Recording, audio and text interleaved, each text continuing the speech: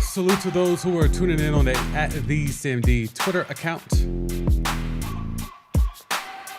Game 2 recaps. We're doing them a little bit different this year. We're doing a little bit of a multi-stream experience where I'm streaming live on YouTube and on the Elon app @TheSimD Podcast.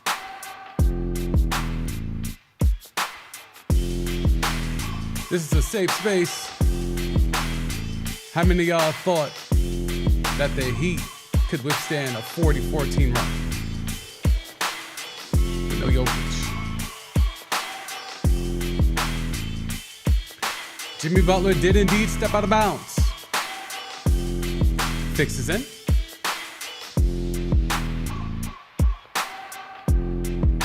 Michael Malone. Don't call him Mike Malone. Michael Malone called out one of his players, called out a starter in this postgame. It's not the NBA Finals with Michael Malone until he calls out one of his starters. That's just how Michael Malone gives it up. You can ask the baller formerly known as Boogie, DeMarcus Cousins, all about that. Now we have the Michael Malone that we all have known over the years. Calling out one of his starters, we'll see if that actually means something. We'll see if that actually, has something that transpires because of it. Will we get a better Michael Porter Jr. in Game 3?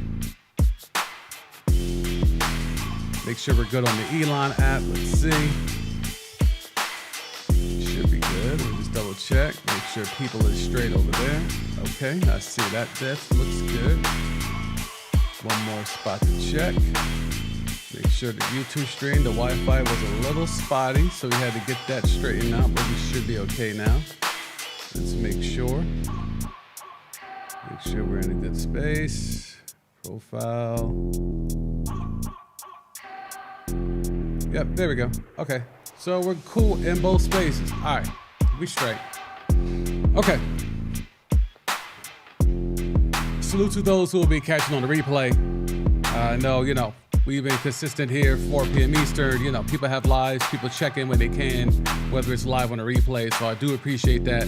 Even if you're not able to join the live experience, tap it in, whether it's in the comments or whatever, or just your watch time, viewing it, dropping that like, all that type of good stuff.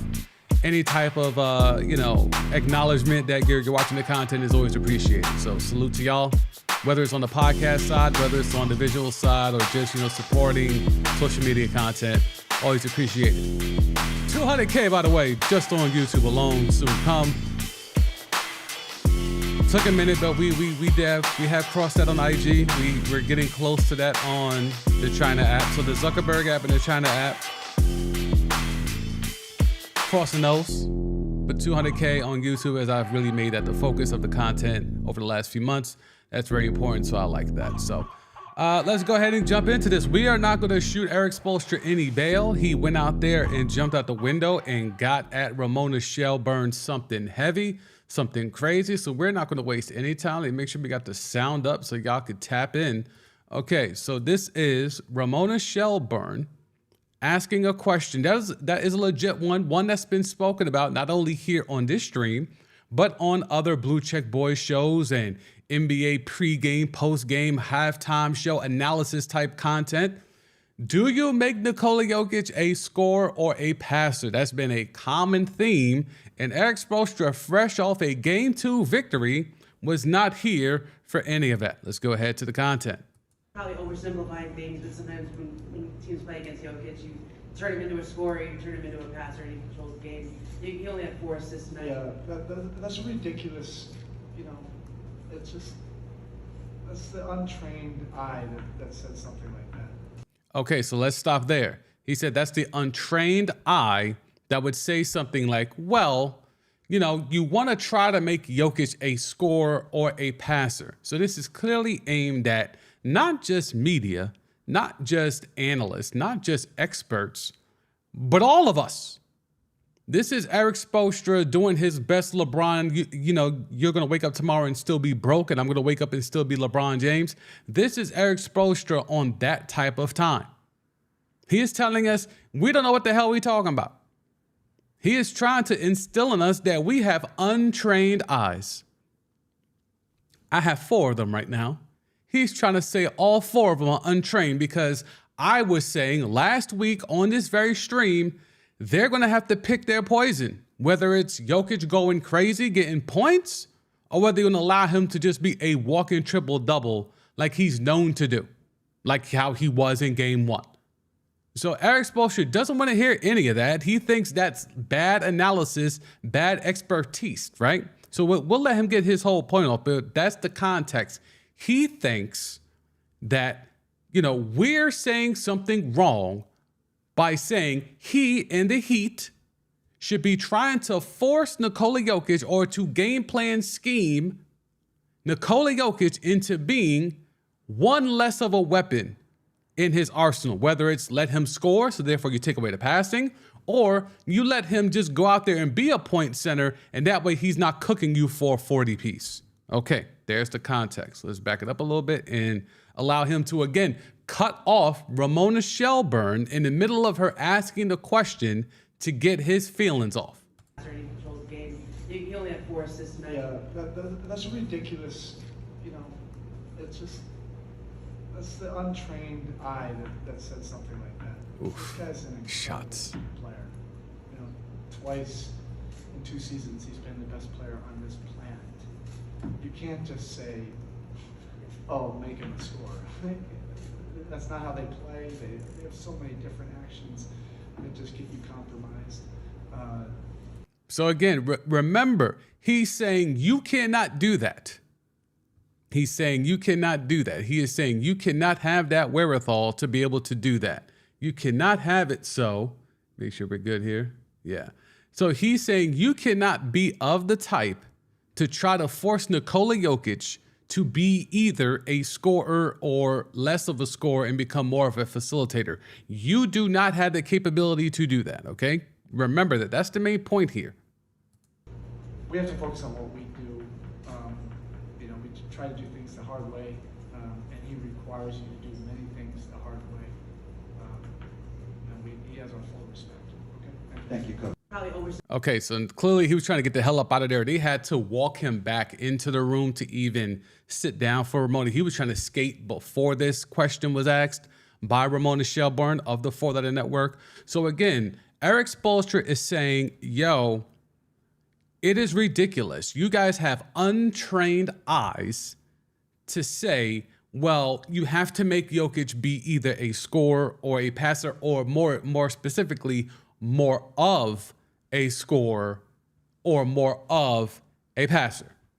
Spoelstra saying we have untrained eyes. He's saying you, he's saying me, he's saying they, as in the Blue Check boys and girls. He's saying all of them, all of us collectively have untrained eyes. Cool. Well, who else might have untrained eyes? If we're going to say, if Spoelstra's going to say we have untrained eyes to the point where we don't know what we're talking about, we're casuals, we're the nerds, we're the ones who never played the game. We weren't a, assistant video coach like he was back in the day where he had to work his way up to being the head coach. We didn't get it out the mud like Erik Spoelstra, right?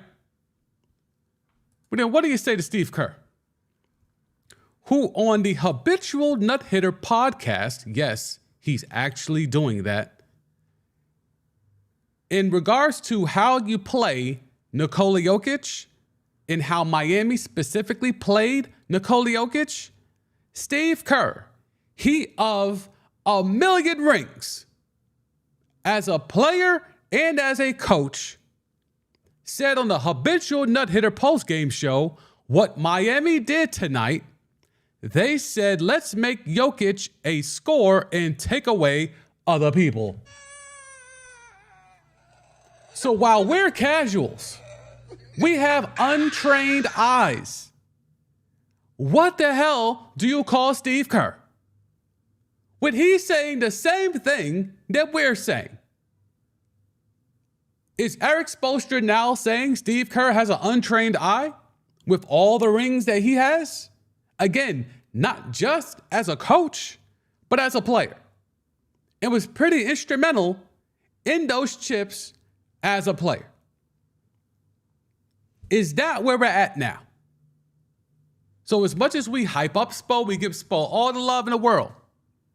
We're out here saying Spo could be top 5 dead or alive if he gets this chip off. We're out here putting Spo in that legendary tier right now. But then when he comes out here and says this, I mean, it really just makes you like really question like, well, what are we doing here then? Because if we're hyping you up to be a smart guy, heat culture, you make in-game adjustments, out of timeout adjustments, halftime adjustments, in-series adjustments, and we're giving you proper credit for that. Even though, as I've been saying, not only on this stream, last week, but on the CMD podcast for years, LeBron didn't want you. LeBron wanted you gone. And you survived that. And because you have outlived the LeBron heels thing and have still been able to carve out your own legacy, now you're that dude. You're him. There's reports you could command up to $20 million next year on the open market. And I defy the Heat not to pay him it. As much as he means to not only that organization, but to the brand of the Miami Heat. I dare the brain trust of the Miami Heat, Riley and all of them, I dare them not to give Spo the bread he wants.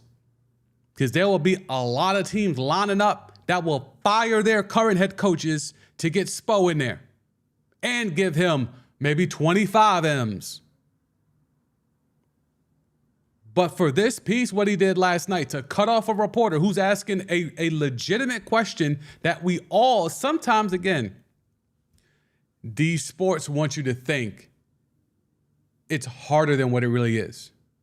If we could sit here on this very live stream and figure out, well, every time it seems over this playoff run where Jokic has gone crazy with points, they've taken an L.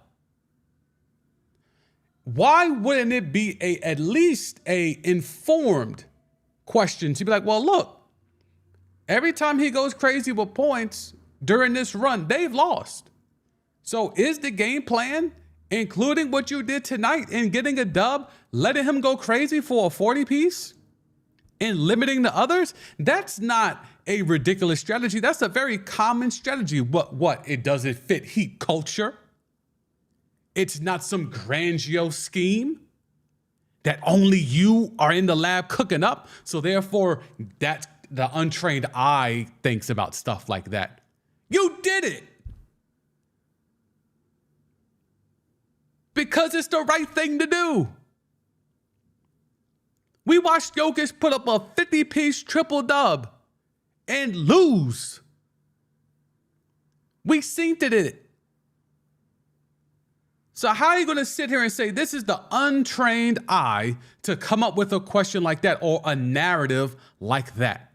Where we're all sitting here watching the same games and like, man, Jokic is really a problem when he's out there giving you 30, 16, and 13. I'd much rather him go for 40, 12, and 4. That's not untrained eye. It's just not complex. Does Eric Spoelstra have an inferiority complex? If it's not the most grandiose scheme, he don't want no credit for it. He doesn't want to acknowledge it. It doesn't exist to him. Is that the type of time Spo is on? Because this is not a difficult concept. The point that puts Jokic over others, the thing that has people amazed by Jokic is that he's 7 foot plus, 270 pound plus, and he's out here as a point center. If you can limit him being a point center, that behooves you. That increases your chances to win a game. Sorry, Spo. I know you want the intricate heat culture, you want a heat culture undrafted free agent your way to a chip, but nah, dogs. Sometimes even untrained eyes can see, let's let him cook. You tried the double in the first game. You got Swiss cheesed up. You tried the zone. You got Swiss cheesed up. So what was the big adjustment in game 2? No doubles. Why was that then, Spo? If you're telling me that it is ridiculous, that it's the untrained eye to say something like that, if you're saying that, then tell me how you were doubling Jokic in game 1 and you got Swiss cheesed up because he was dropping dimes and not even thinking about scoring, but still dissected you and built a big lead. And then in game 2, you run it back and say, no doubles. We're just going to let him go straight up. Why'd you do it then, Spo? Why'd you do it? Heat culture your way out of that.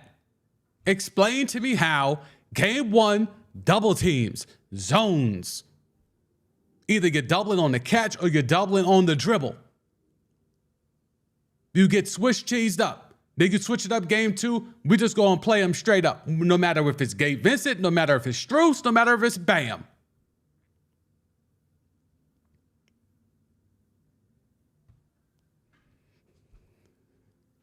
We are not letting that slide, okay? We gonna give Spo his credit as a coach, video assistant, working his way up. He deserves all of that. But he is not going to get these lies out here and try to act like he's Bron and call us broke. That is not what Erik Spoelstra is about to do. And the problem is Heat culture eats this type of shit up. Untrained eye is going to become the new thing. You watch. You will be called, or you will be told you have an untrained eye in the very near future. Because Spo has put it out here, and now that's going to become part of the lexicon of Hooper vocab.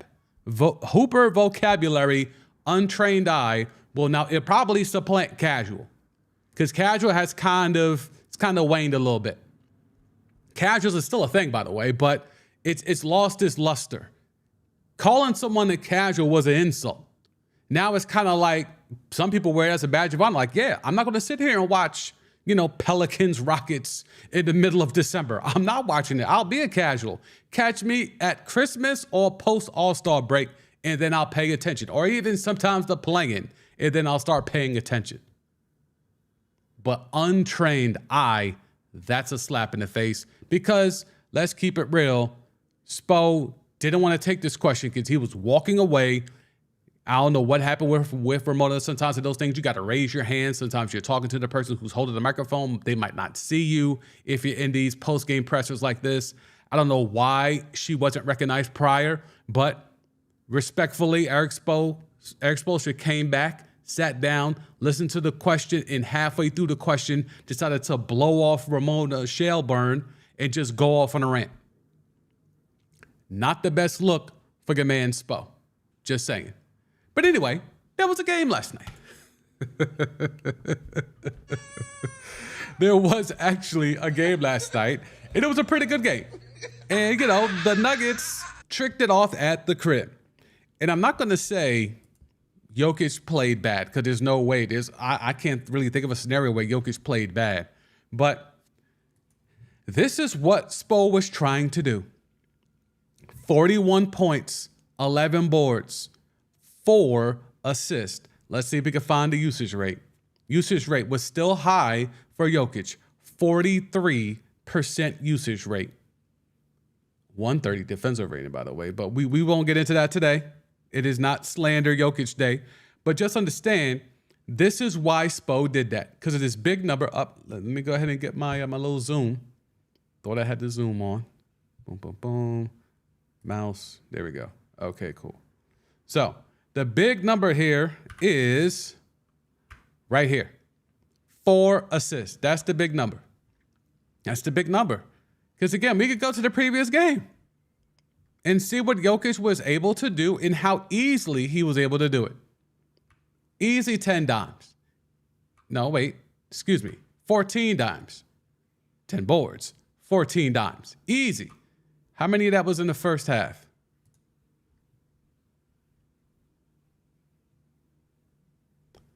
Scrolling way too fast today. 10 of his 14 dimes were in the first half. Okay? So game 1, when Spo went out there and tried to double team his way against the two-time, maybe should have been three-time MVP, Nikola Jokic, he got Swiss cheesed up. Mans only took 3 shots in the first half because he was too busy dropping dimes. So yes, Eric, when we see you double team and try to zone your way and you get Swiss cheese up for 10 dimes and a half on the way to 14, and then you switch up in game 2 by not doubling and letting whoever happens to be on him switch, get caught on the switch and just take that medicine, and the end result is only 4 assists, then yes, you're going to get questioned, well, is that a thing or not? The real question is, why'd you change? Don't do the whole, hyperbole stuff. Just get straight to the point. That's the only thing with these questions and these post-game press conferences is the reporters want to hear themselves more than they want to hear the answer from whoever they're asking. But the real question is, game 1, you doubled and you was in the zone. You got Swiss cheesed up with Jokic giving 14 dimes. You switched it up in game 2 and played them straight up with very little doubles, and you mixed in the zone, and it resulted in having 10 fewer dimes for Nikola Jokic. What happened?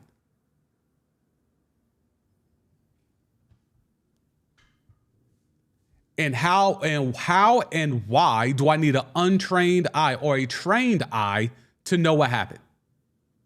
Train my eyes then, pause. Tell me what happened then. School me.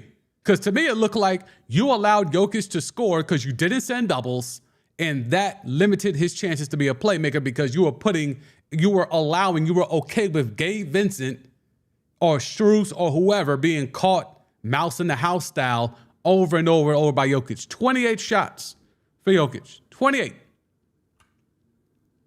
And you see here, these are guys who like to shoot. But if Jokic is going crazy with 28 shots, it's going to be hard for these other guys to get shots. And even though they shot well from 3 as a team, 39%, the main culprit, and who I think was the ire of Michael Malone in the postgame, is your man's Michael Porter Jr. Let me slide that over so y'all can see that in full. There we go. My bad on that. Michael Porter Jr. 8 shots. We know he want to take more than 8 shots. 6 threes. That's about average for him. But a minus 15 when he's on the floor. Not great. KCP, 4 shots, 3 threes. That's not what KCP is there to do. Christian Braun, who, it looks like he could be providing a spark. He had a key defensive lapse in the second half that led to a big bucket. So the others, even though Michael Porter Jr. is not really supposed to be an other, he's supposed to be up here with Murray and Jokic. But because he's so erratic, he's so streaky, he's so inconsistent, he has kind of relegated himself to being just another.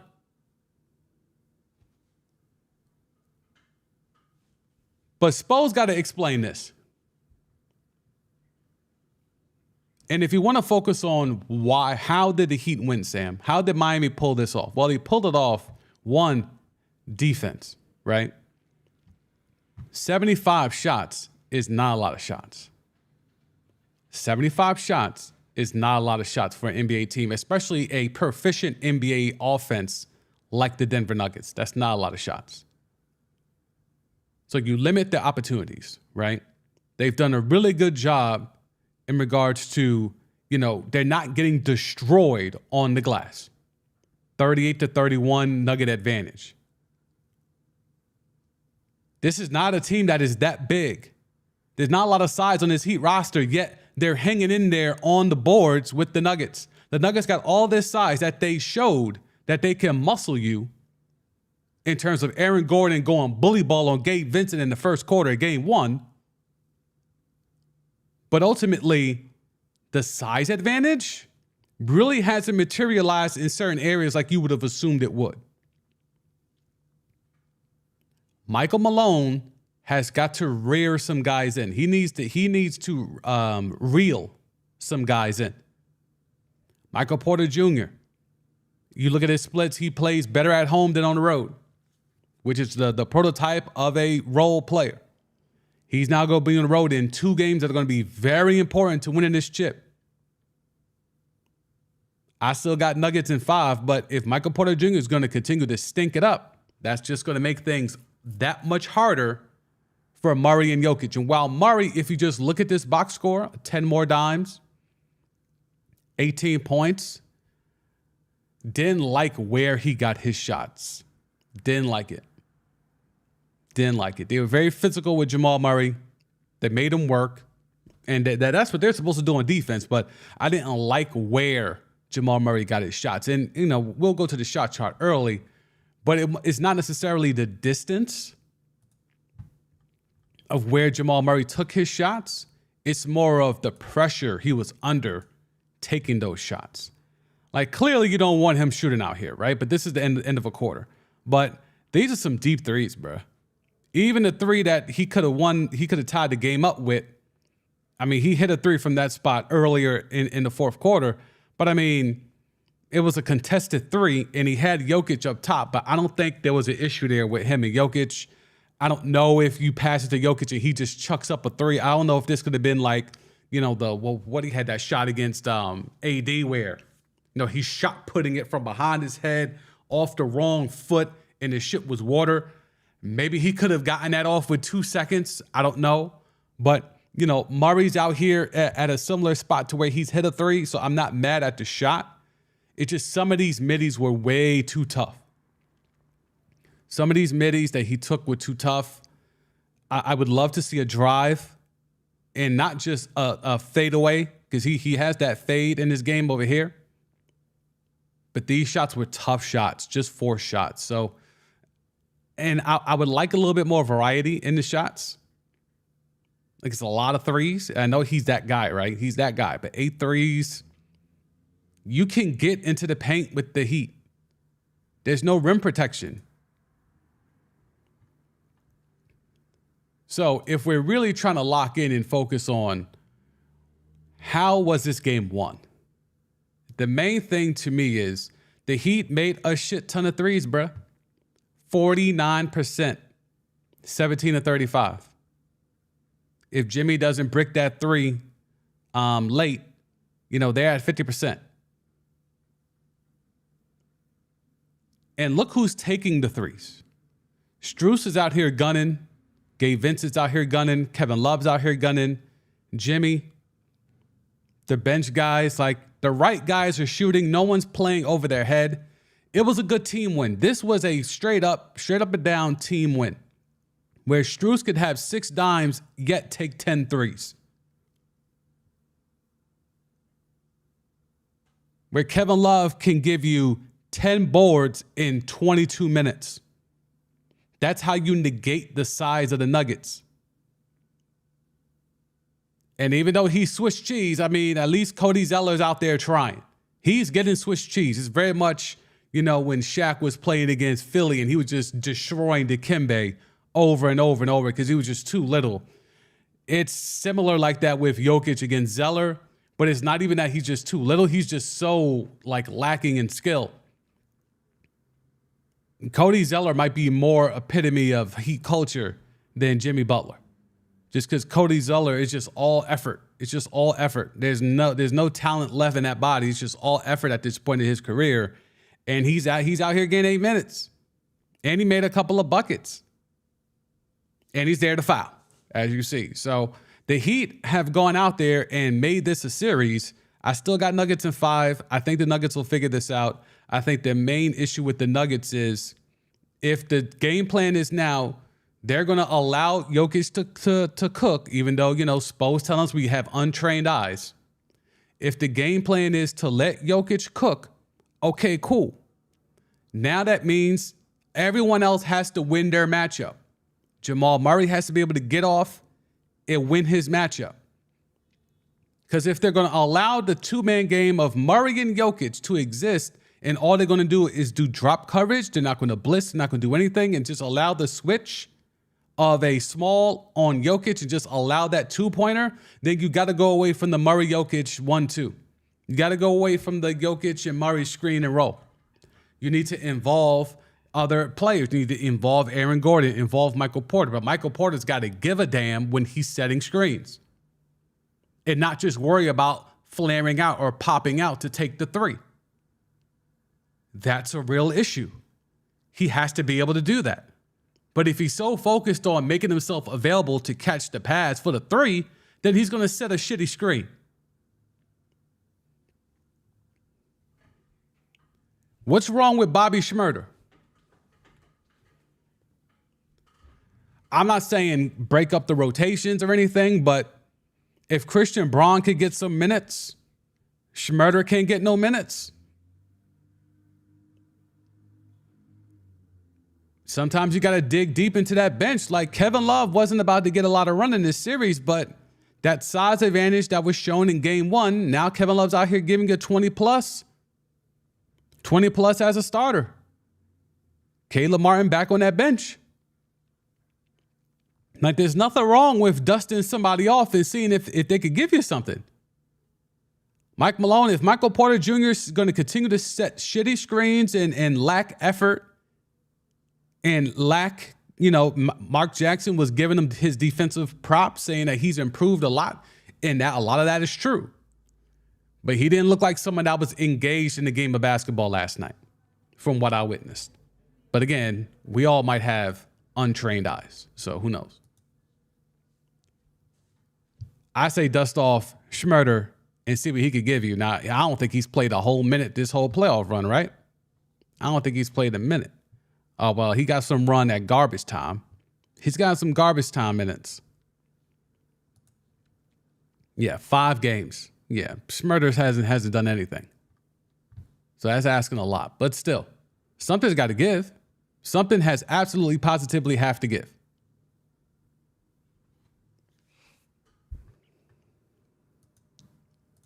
All right, so let's get into some of these other things we have here.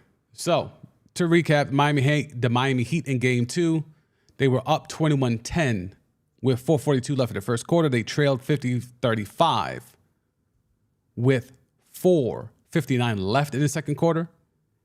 They gave up a 40-14 run, and then they outscored Denver 76-58 the rest of the way. So again, it's a game of runs. Withstanding a run, they withstood a 40-14 run. And we're still able to come back and win the game, bro. And you see here, all the times, up 11, down 15, 40-14 run, 75, 76, 58 rest of the way, 111, 108 victory. It's an amazing game, bro. And since we're talking about Mike Malone and him airing out Michael Porter Jr., let's go ahead and let him get his ish off. It's Michael Malone. Do not call him Mike. It is Michael Malone. Let's talk about effort. I mean, this is the NBA Finals, and we're talking about effort. That's a huge concern of mine. That's Michael Porter Jr. Don't get it twisted. And you guys thought I was just making up some storyline after Game 1 when I said we didn't play well. And they didn't really play well. We didn't play well. And tonight, the starting lineup to start the game was 10-2 Miami. Start the third quarter, they scored 11 points in 2 minutes and 10 seconds. And we just got, we had guys out there that were just, whether feeling sorry for themselves or not making shots. Michael Porter Jr. Or thinking they can just turn it on. Or Michael Porter Jr. Off. This is not the preseason. It's not the regular season. It's not round. This is the NBA Finals. And that to me is really, really perplexing, disappointing. And I asked the team, I asked our players, you guys tell me why we lost. And they knew the answer. Michael Porter Jr.? Miami came in here and outworked us. And we were... I'm not going to buy into the hype of the outworking thing. The threes dropped in Game 2. They didn't drop in Game 1. The Heat lived by the 3. They died by the 3 in Game 1.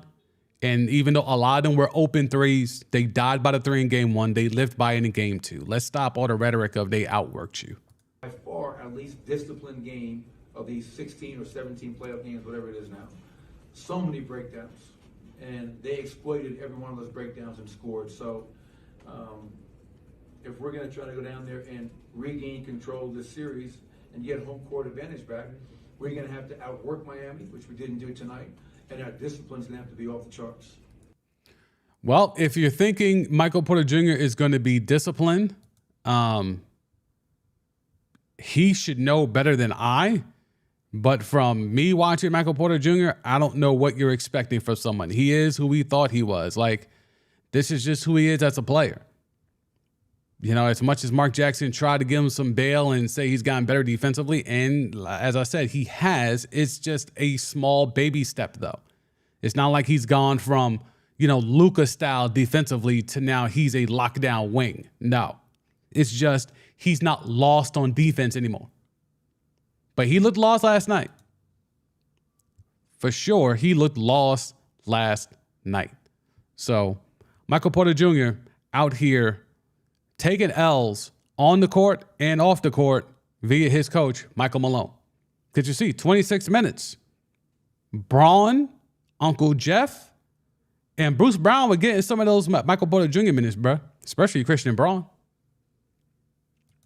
Okay, so we have that. Let's see what else we got. Yep, the 40-14 run.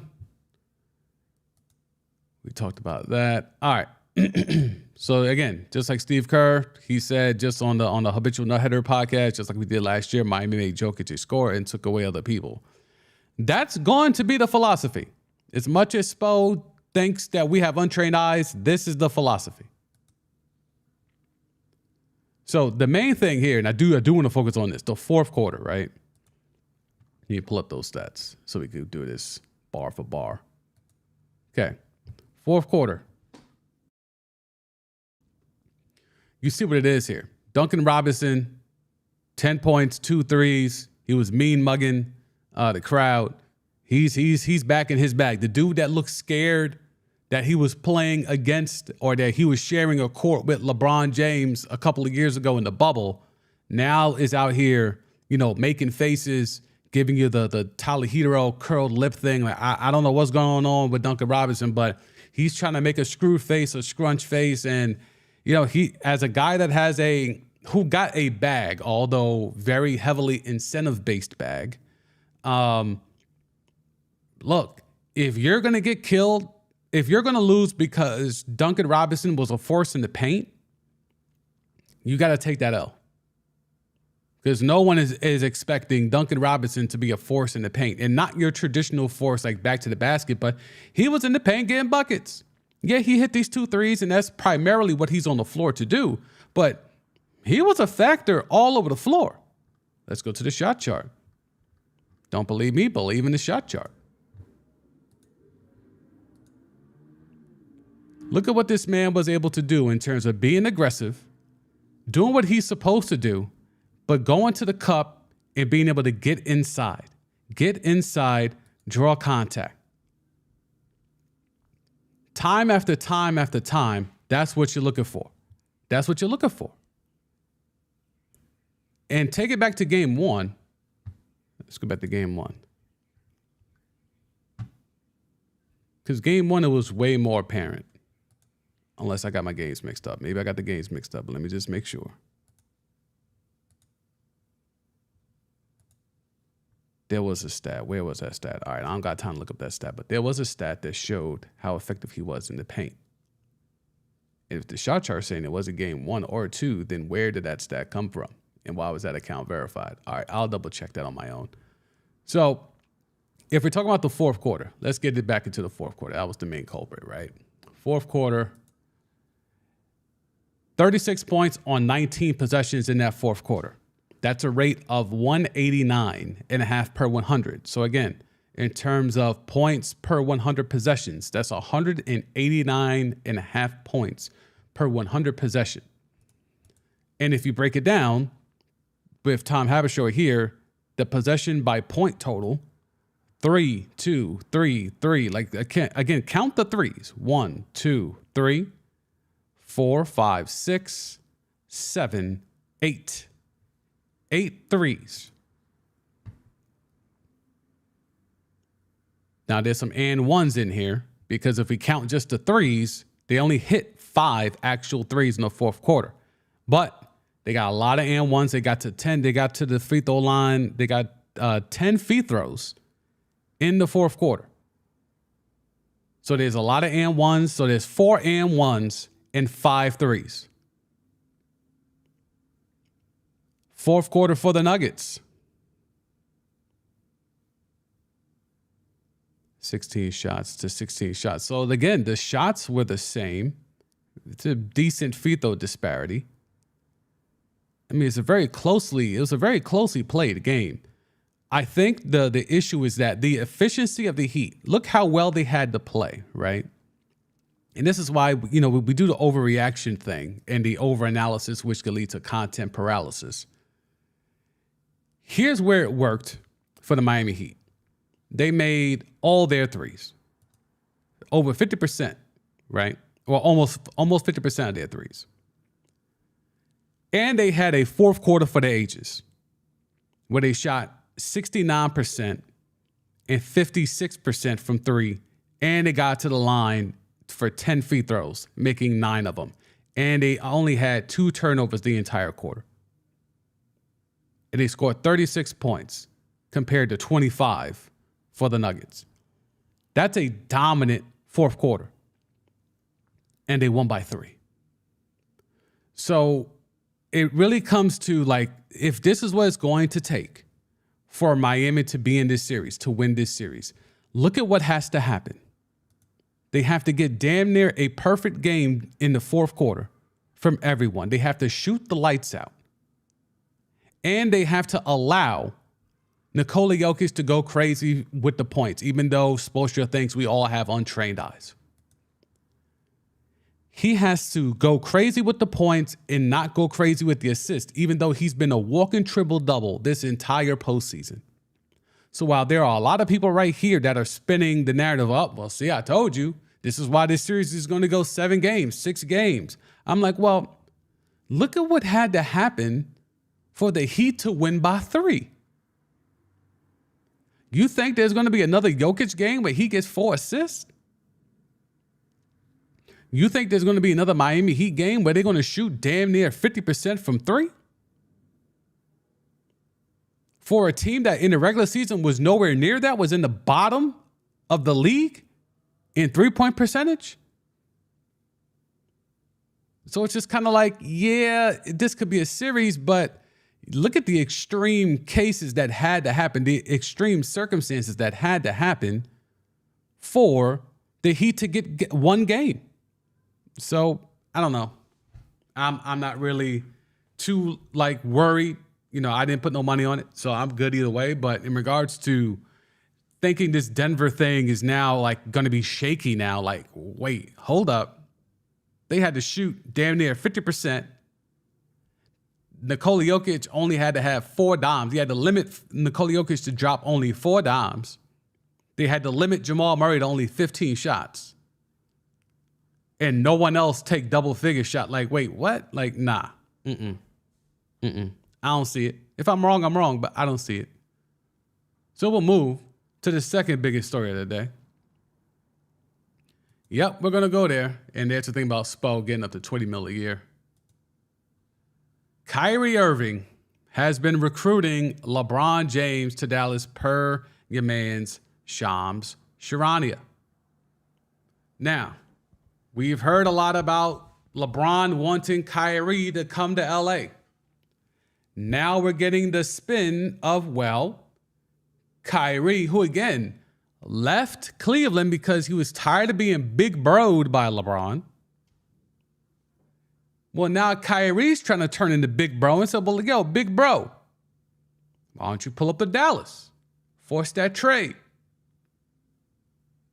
Me, you, and Luka. Now, there is a trade scenario that could happen, but you don't want to see what it would have to be, all the pieces that would have to be moved to get the trade machine to accept a deal for LeBron to go to the Mavericks with Luka still remaining with the Mavericks, okay? So trust me, it's out there. It's a thing, but I think there's about a 10% chance that this is even valid. I think this is all posturing. I think this is all Rich Paul and, Clutch, and, Clutch is losing clients by the day. Ant-Man shook the spot from Clutch. I'm not saying it's a wrap for Clutch. I'm just saying, how's that going to look once Bron is out the league? Will Clutch still have that type of juice, that type of power once Bron is not playing? I think it's a fair question. And maybe I'm sure some of these agents are telling these players the same thing. How's Clutch going to look once Bron is out the game? I think it's a fair question. But do I believe that Kyrie Irving has been recruiting LeBron? Sure. Do I think LeBron would take him seriously? Not a chance in hell. But do I think LeBron would have this be leaked to keep the pressure on Rob Pelinka? You're damn straight. You damn straight. So that's where I'm at with it. I don't see anything. I don't see anything of this. This would never happen. Or let me not say that. This is highly unlikely to happen. But I think in regards to seeing this through, sure. Make sure Pelinka is on his square. Make sure Pelinka makes the moves necessary or gives the bag necessary to Kyrie. Even though Kyrie can get the most money from Dallas, it would behoove the Lakers. It really isn't a good idea for the Lakers to go get Kyrie because it would literally just be vet contracts filling out the rest of that roster. But if you're still trying to acquiesce to LeBron, which it certainly looks like they are, they're looking like they're going to let Malik Beasley go. Allegedly, they're going to let Mo Bamba go. I think that could be something that I was like, I think you should run that back a little bit. But, if you're letting a lot of the guys you brought in those deals, if you're only essentially going to keep Vanderbilt, Rui, and that's it, then okay. Then you got to let the youngins play. Switter has got to get out there. Scottie Pippen Jr.'s got to get out there. Like, all those youngins got to start hooping, bruh. But I think there is zero chance that this thing actually goes down. All right, let's see where we at here. Okay. So, yeah, we have a new assistant coach for your men's Joe Mazzulla.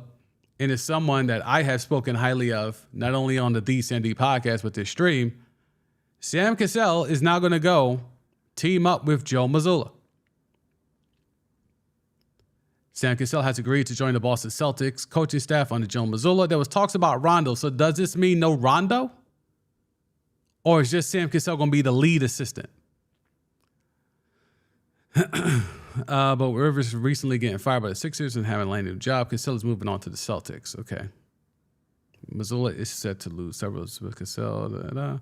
All right, so I'm not sure what happened with Rondo, but Sam Cassell is going to join Joe Mazzulla. Mazzulla definitely, learned on the job, got thrown right into the fire, and is being coddled by his mans, Brad Stevens, the boy genius. And he's going to be brought back. So if he's going to be brought back, and a lot of his staff, as we talked about last week, is going to go with Ime Udoka in Houston, up to 3 assistants as of last week.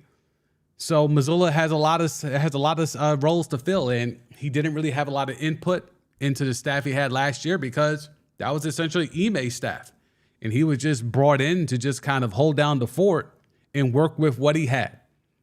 Now he gets to build a staff. Sam Cassell looks to be, the crown jewel of that staff with Doc Rivers about the paint. Doc Rivers took himself out the running for the Phoenix gig. And then Frank Vogel got announced as the head coach in Phoenix. So Doc Rivers, maybe he takes a year off. Maybe. So certainly I think it was time for Sam Cassell to get actually elevated to head coach. But, if he can't be the head coach in Philly, which went to Nick Nurse, if he can't be the head guy anywhere else, then all right, go back to organization he's been a part of prior, with Doc Rivers back in the day. Go ahead and go back to the Celtics, and maybe they can turn that back thing to 08. They could turn that thing back to 08. So we'll see what Sam I.M. does there. But Sam I.M. deserves a job within the next year or two. He deserves another job. And low key, that might be part of this too. Like if Mazzulla flames out again, but he's so close with the boy genius, Brad Stevens, it's highly unlikely. But if something ever were to show its face to where Missoula's got to get up out the paint, you do got Sam I Am sitting right there, and he has Celtic ties to that '08 championship. Could be a smart posturing play for Sam I Am. So we'll see how that goes. All right, let's check in with the timeline itself and see what we got. Is there anything that we have missed since we've been on here? Salute to those who are watching on the Elon app at The Sandy Podcast. Let's see what we have here. Sure, we'll show this. Heat differential. Point differential by a quarter in this postseason is unreal. They are losing in the first quarter, losing by 11 in the second quarter, losing by 12 in the third quarter, but they are plus 90 in the fourth quarter. There you go.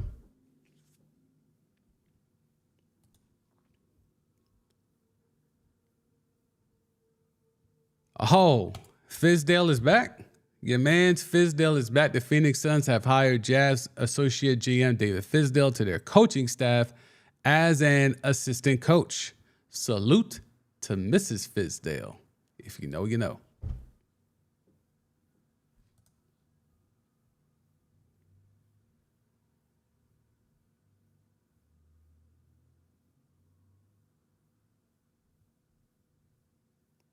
Let's see. Yeah, it's actually, with so much fodder about the game last night, you would think that there's more going on. No. It's literally just the NBA Finals, and it's really just going into the, you know, instant analysis, content paralysis that is, overreaction stuff. Let's see. There could be another player gambling on games in the NFL. We'll let that rock. Yeah, it's not that much going on. It's a slow day.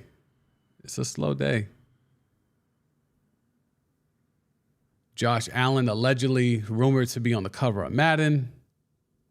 Not a fan, but it is what it is. There's a lot of top 5 lists coming out with QBs giving their top 5s. I will wait for a very slow day, and we will get into these top 5s because I know where that's going to go. We did one. We talked about the Mahomes top 5.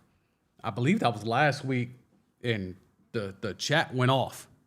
Critiquing his. I was throwing shade at it, and then we were critiquing each other's in the chat, so it was a lot. So when there's time for that, we will definitely tap into that. But as of right now, it's very slow in the NBA outside of the finals. And just if you want to buy into the LeBron stuff, cover that earlier in the stream so you can watch the replay. To me, the Heat even up this series with the Nuggets because of the 3 ball. They live by the 3. They died by it in game 1. They lived by it in game 2. They survived a 40-14 run with Jokic primarily sitting out the bulk of that. And I know Eric Spoelstra, to me, is the main takeaway here, that he tried to play us. He tried to call us broke like LeBron did all them years ago by saying we have untrained eyes. And to me, it's just silly. It's just silly. You are clearly trying to make Nikola Jokic a scorer rather than a passer. He went for 14 assists, including 10 in the first half in game 1, when you were double teaming and switching and playing zone. You learned your lesson because you got smoked for 10 assists in the first half of game 1, 14 dimes overall in game 1, and you decided to not double team and not do as much auto switching. And if you do get caught on an auto switch, you're on an island on your own, bro. And then Jokic puts up 41 points, but he only has 4 assists. So yes, we're going to ask in the post game whether you're trying to make Jokic a scorer and not a passer. That's not ridiculous. That doesn't mean we have untrained eyes. We literally used those eyes and watched you double in game 1, and you got killed. You didn't double in game 2, and you allowed Jokic to cook, but that meant he couldn't drop off as many assists. So it is a fair question. Sorry, Spo.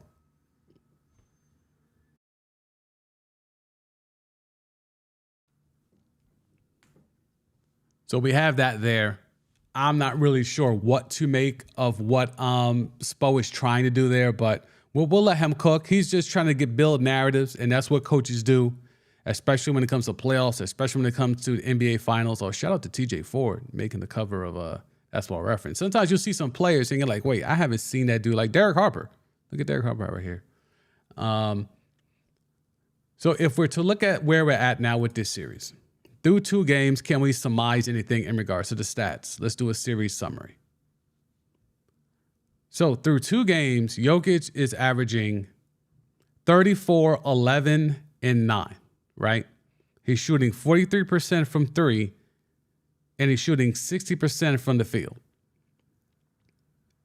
Murray is giving you 22, 10, and 5. So the 10 assist is what's jumping off the screen there. But then you look at the shooting, 33%, that's below his average. And that's also below league average. Aaron Gordon, and this is why he was the enigma in Orlando. Because 14 points a game sounds like, okay, well, he's doing all right. But then you remember him putting up 12 and a quarter in game 1 and finishing with 16. And you're like, oh, yeah, that's still Aaron Gordon. Right. He can't be your number 1, but if he's your 4th option, you can make it to the NBA Finals.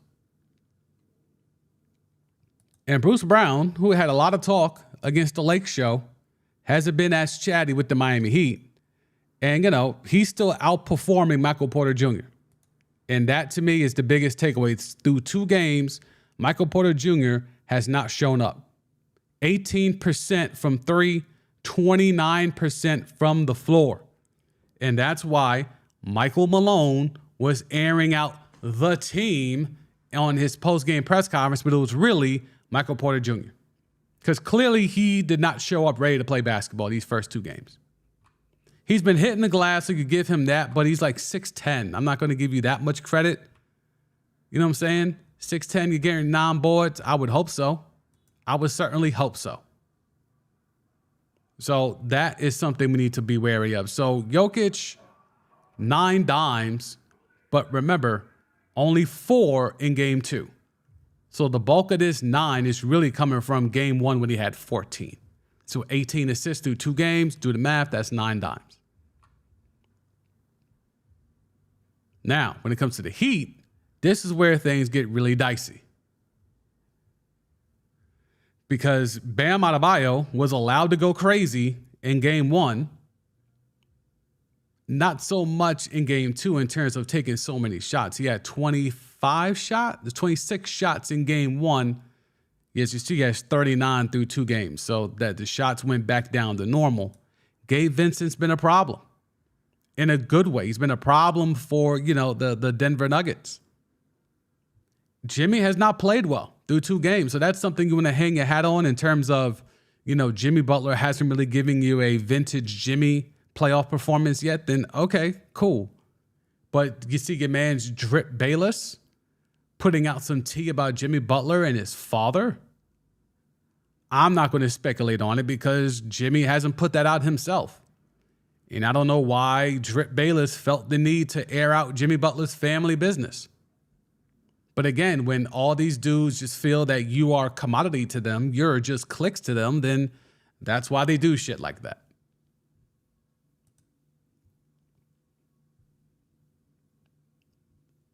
So Caleb Martin's come back down to earth a little bit, especially coming off the bench. Kevin Love, I think Kevin Love will continue to be a factor in terms of getting some good run here. And I just think when this series goes to Miami, Spo can't run out there and just allow Jokic to go for another 40-piece, right? That can't just be the game plan going forward. Just let him cook and hope he doesn't get a lot of assists. If they somehow win an NBA championship where the game plan on defense was let Jokic get whatever he wants and let's limit the dimes, I don't know how I feel about that, to be quite honest. It feels cheap.